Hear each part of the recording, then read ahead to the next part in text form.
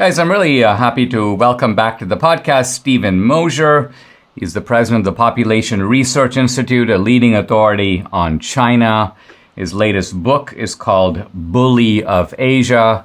Steve, thanks for joining me. I was delighted to have you on the podcast a little while ago, but here we are with the Ukraine conflict raging. And I thought it'd be interesting to look at what's happening in Ukraine, but try to do it from the eyes of China. China, of course, is one of the major players in the world, along with Russia. And you have an article in the New York Post in which you say the Chinese, although they're making noises to the effect that they're a little distressed about all this and they're hoping for a negotiated settlement, that's not really their real view. So talk about that. Well, no, it isn't, of course. China, I think, helped to encourage Putin to invade Ukraine, and they did it for multiple reasons. And they did it in multiple ways.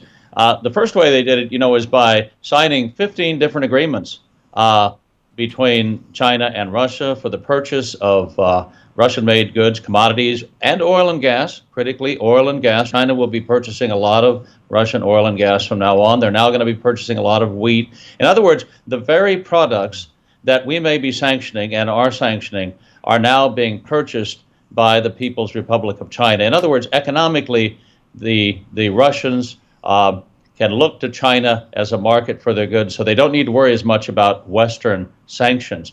And these agreements, including a 5,000-word statement talking about the friendship between Russia and China and how they're going to cooperate strategically, those things didn't get done overnight. This was months and months and months in the making, and I found something very interesting in my research. 4 months ago, China and Russia signed a new shipping agreement so that China would be buying the grain and the oil and natural gas at the Russian ports. Normally, you ship the goods, and then when they arrive in Chinese ports, China buys them. The shipper, the producer, is responsible for getting the goods safely from the first country one to country two. Now China's reversed it. Why? Because they were anticipating an embargo. They were anticipating sanctions, and they said, we'll buy your oil, Vladimir Putin, at the port so that the United States and NATO will not be able to intercept it and confiscate it. That happened 4 months ago. So this has been a long, long time in the making. And I don't think that Putin would have gone into Ukraine unless he knew he had a backdoor market for his products. So this is one way that China has been encouraging the invasion of Ukraine. But make no mistake, they're the big winners here, because the other thing they get is they get kind of a test run to see how the West reacts when a country is invaded by another country, because it has designs on Taiwan. It wants to invade Taiwan, and it can gauge from the Western response to the Russian incursion into Ukraine how the West would respond in an invasion of Taiwan. And now we have Vladimir Putin as kind of a supplicant to China. China is 10 times larger in population, has an economy 10 times larger. And I think if Vladimir Putin isn't careful, he'll wind up as a vassal of Xi Jinping. Russia will wind up as a tributary state of China. And it's a bad idea to be too beholden to a country that looks back at history and says, you're sitting, Russia, on several 100,000 square miles of our territory, and we want it back.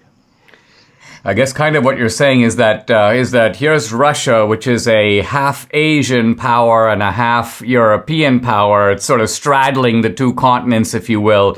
And China, which is becoming the supreme power in Asia, is looking to maybe corral Russia into its orbit as to strengthen its own hand against the West. I think you're also saying, and I think this is fascinating, that Putin on his chessboard kind of anticipated, look, if I do this in the Ukraine, there's going to be sanctions. I need to hedge against those sanctions, so let me make a trip to China beforehand to sort of blunt the effect of future sanctions that may be imposed on me by the West. Is that what you're saying? Yeah, absolutely. So, I don't think that Vladimir Putin is losing his mind.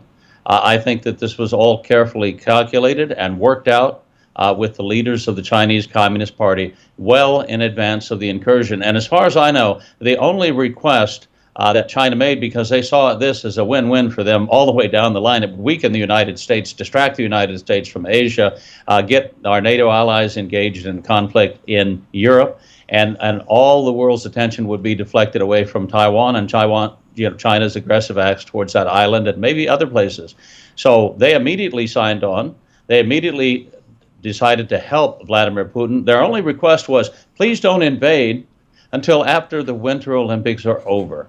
Let us complete our spectacle before you begin your invasion. And Vladimir Putin said, yes. Wow. Let's take a pause. When we come back, I want to explore how the West has been reacting so far toward the Ukraine, what kind of message that is sending to China.